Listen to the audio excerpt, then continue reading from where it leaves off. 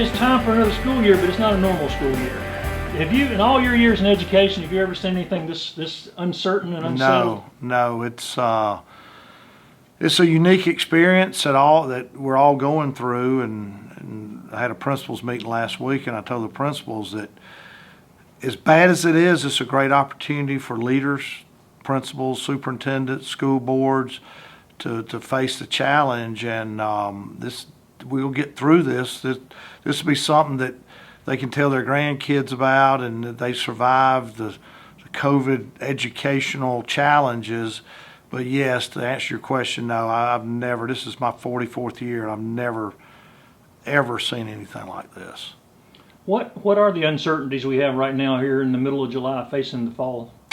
Well, one of the issues we've tried to, clarify is you get a lot of different information, depending on whether it's the State Department or DHEC or, what other states are doing. I think there's just so many unknowns right now. Now, we've built our restart, we call it Restart A5, in which we're presenting to the school board tonight, and we'll roll out to our parents and faculty members tomorrow based on the information that we know now. And it is our plan to start face-to-face on August 18th. But again, I say that with a caveat because we don't know what August is going to look like. Hopefully it will be better than what we're seeing right now. And we can start face-to-face. We're giving our parents an option to have a virtual academy or face-to-face with all the protocols that are in place to ensure that the safety is reasonably, that we can reasonably do. And we can get into those specifics in a moment, but that is our plan. Our parents will be asked, do you want to go face-to-face or you want a virtual academy? And if you sign up for the virtual academy, then you're all in. You can't bounce back and forth between one or the other. You're in for the year or you're not. And then in the event that it becomes a very high proliferation of the virus and we have to go to e-learning, then all schools would go to e-learning, but the virtual academy would still stay virtual academy. And there's some confusion out there. The virtual academy is not e-learning. It's a program that we purchase, like a user fee. It's facilitated by a teacher. So it's and a lot of districts are using it. And it's lined up with our standards in South Carolina.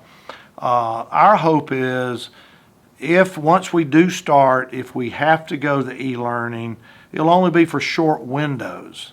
A 2-week window here, or maybe one school has to go e-learning, and we can get through this school year, and then hopefully in the not too distant future, a vaccine is developed and our herd immunity develops, and we won't see as much of it as we're doing right now. Obviously, I think everyone's concerned what's going on in the state now with, the July 4th celebration, the beaches open, the protests that happened with thousands of people and, in close contact to each other.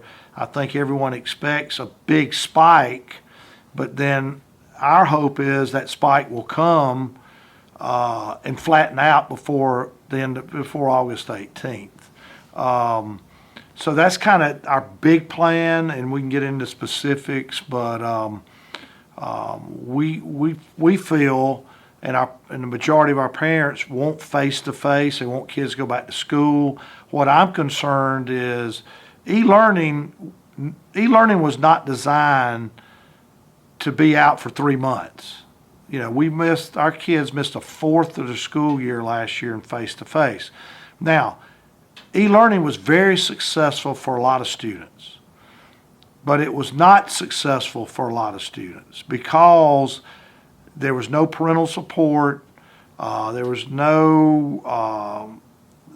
very little assistance at home, that's a challenge. That if we don't go back to face, we don't get kids in the classroom, if we're not careful, we're going to have a generation of students who never learn how to read. And I told the principals, this challenge is going to be met by our elementary teachers. The high school students, I'm not that concerned about. I mean, you take a class, you get a new class, but those first, second graders that were struggling readers to start with, now they've been out, they missed a fourth of the year. In many of the cases, there's no books in their home, nobody's read to them. What will they be like when they get back? And how far do we have to cover to catch them up? And if we're out again, hopefully we won't, but if we were out again for another 3 or 4 months, they may never learn how to read. And then in 7 years from now, 8 years from now, we're going to have a lot of kids in this country that, as a result, will be functionally unemployable because they never developed those reading skills to graduate from high school, to get a job or go to college or, whatever. So the stakes are extremely high. Yeah, we're going to do assessments when they get in to see where they are, through our map assessments and different things. But I'm really concerned about the elementary students because we need to get them in with face-to-face and working with teachers. And again, a lot of our kids were great with e-learning because they had the support at home. They had the technology, they had, people working with them, and a lot of our kids did not. And, and I rode on, some of the buses or followed the buses as they gave out food. And we went in some areas that it was pretty obvious that getting that meal was very important because of, poverty, just some generational poverty that we faced. And we served over 900,000 meals, breakfast and lunch during that time. So our hope is to, if parents want to make that, we had around, I think, 2,600 families said they were interested in the virtual academy. They want to see exactly how opening up will be before they make a decision, and that's what we're going to do this week. We are going to require, obviously, all staff members will wear a mask at appropriate times. I'm not saying they got to have it on, every minute, but if they're working alone or whatever, or we're going to do everything we can to reasonably socially distance the students. Some arrangements of furniture. One of the challenges we have is lunch and also buses. So in lunch, what we're doing is we're allowing, each school's different, how they're set up, the size of the cafeteria, what space they have. And in many of our elementary schools, they will eat in the classroom. They may have different classes in the cafeteria at different times. I talked to one principal. They're already rearranging their lunch schedule to decrease the numbers in the lunchroom, but a lot of them will eat in the classroom. It's a lot more difficult in the high school just because of the size of the buildings and getting food. Just, we're doing some modifications, how the kids are served the food. Everything will be placed by a staff member where they won't reach in and grab a milk or whatever. So there's a lot of precautions, going in that way. As far as buses, one of the things we're working on is to open up our schools earlier, particularly at elementary. And this actually came from a parent who works for the business who has to be at work because what we want to do is decrease the number of students riding the bus. And we looked at all our numbers. We're in good shape in a lot of our routes. They're at 50% capacity, but there's some routes that are over. But like this parent shared with us, he said, I have to be at work at 7 o'clock. If I could drop my child off at 6:30 instead of 6:45, I could drop them off. They wouldn't have to ride the bus. That would free up a seat, and I could get to work. So we're looking at opening up our elementary schools earlier to allow people and we're going to ask parents, if you have any alternative way to take your child to school, please do so, because that will free up space on the bus where we can reasonably social distance, maybe put, kids from the same family in the same seat, those kind of things that most districts are doing. We are going to require masks 6 through 12, and we will issue 2 masks to each child. If they need it, if they have their own, they can wear it. And they'll be expected to wear them during transition periods, on the way to lunch or PE or whatever. We're not going to do it elementary because, most of the research shows that the younger kids do not carry it to adults particularly or to anybody. And plus, it's very difficult. If you've ever been in elementary school, kindergartens have a hard enough time opening a milk carton, and first graders to be able to keep a mask on, and our teachers will spend all day adjusting masks. And most of folks in authority do not recommend it for younger kids anyway.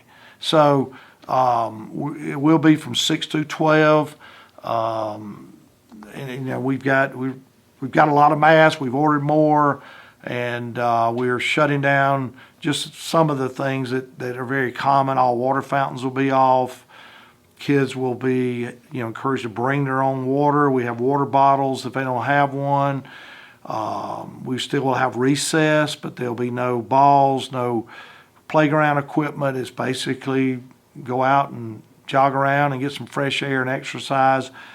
I jokingly said PE will be pretty much like boot camp, exercise, calisthenics, jogging, no balls, no basketballs, no volleyballs, which probably will be good for a lot of our kids to get exercise and really get exercise. And so, there's some upsides to it that I think it may help some of our kids physically to exercise. But it's been a challenge. We still don't know about sports. That's going to be the big ticket. There's all kind of ideas out there. Are we going to cancel it? Are we going to, flip everything where football is going to be in the spring? Because it's more of obviously a contact. It's hard to social distance in football. So we're still waiting to hear from the high school league. We certainly want to have sports. We feel like if we don't, we're going to lose some kids because sports keeps a lot of kids in school and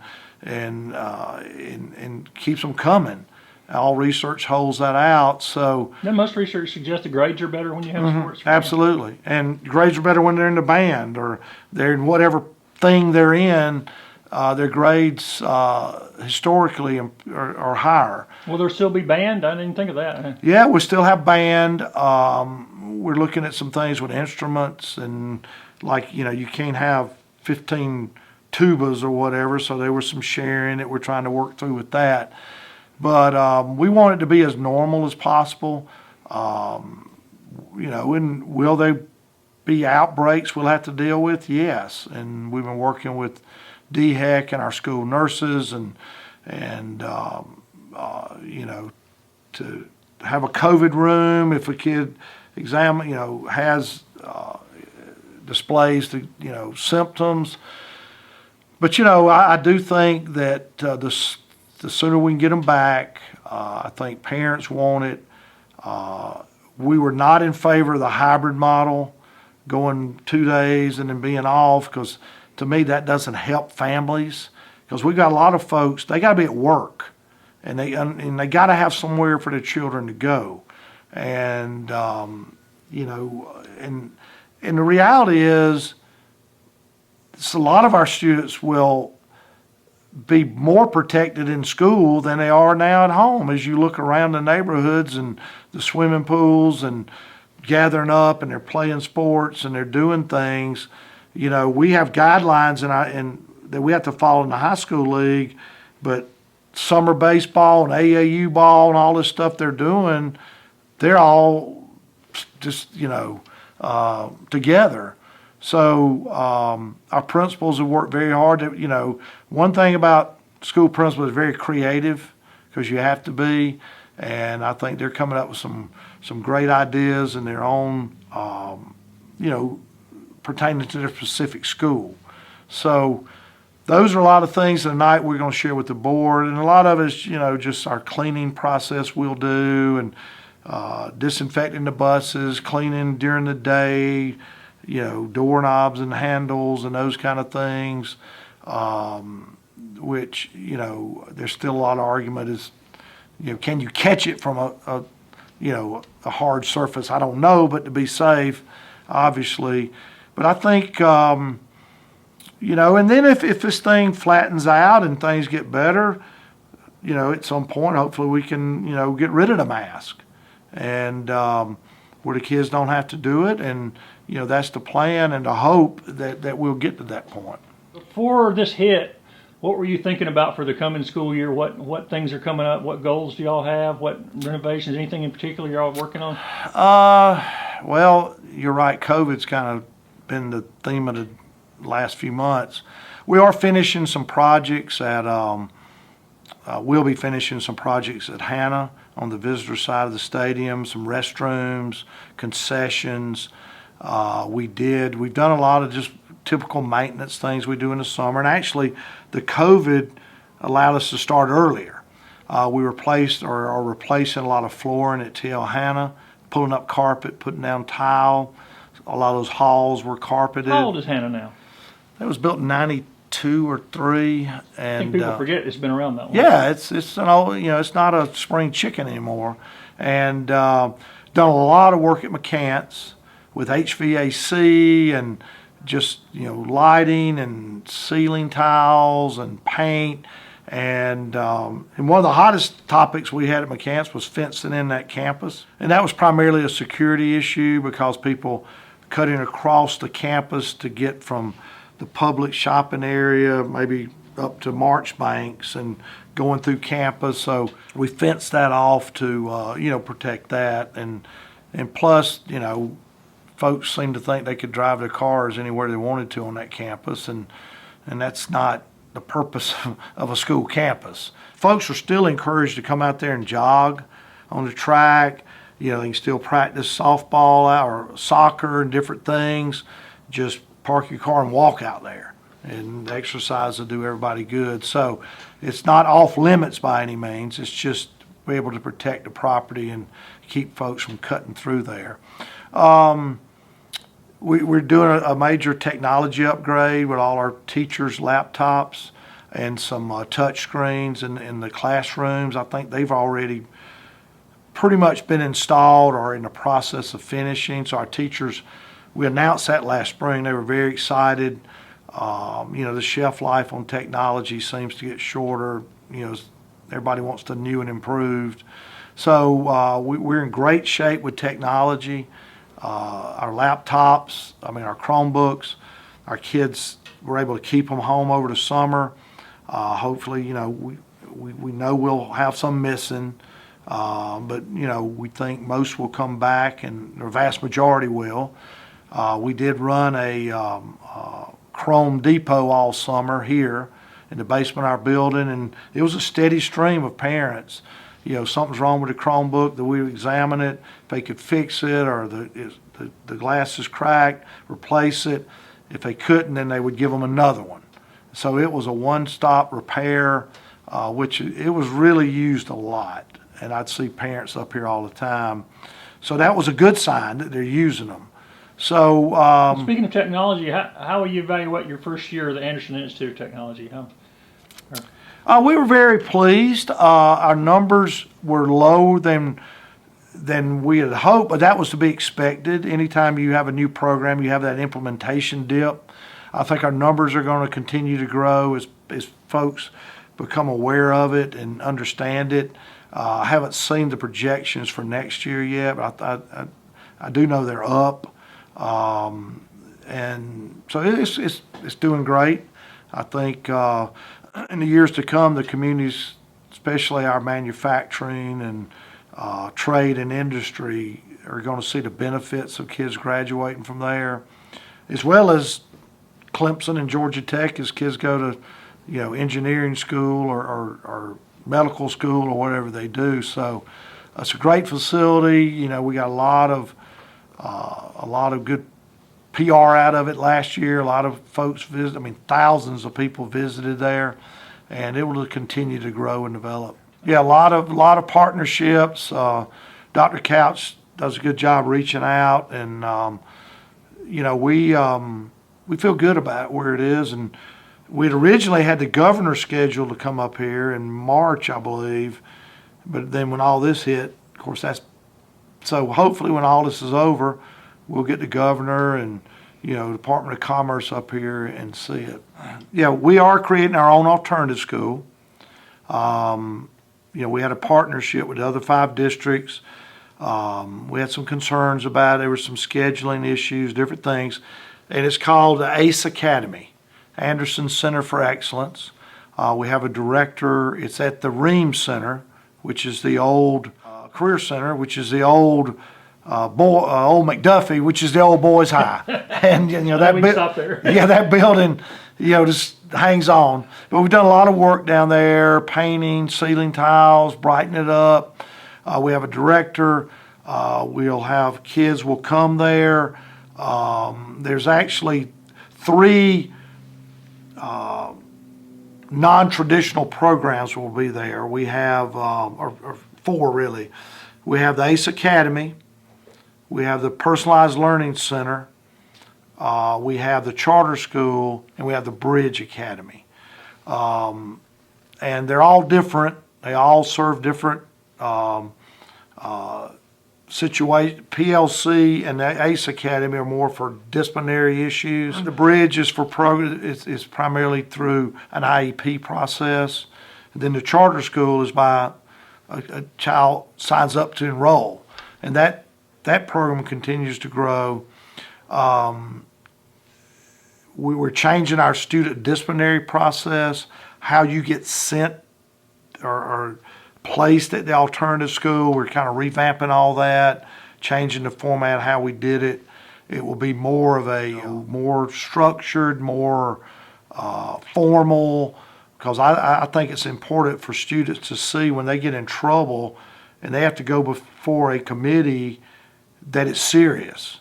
Everything reasonably possible is done to provide a safe environment. And it's the same with student discipline. It's the same with COVID.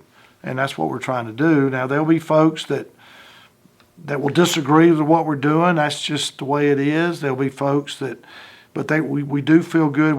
They actually have 3 options. They can come back face to face, maybe more than 3. Face to face, they can do the virtual academy, they can homeschool, or they can enroll them in a private school, a church school, or whatever.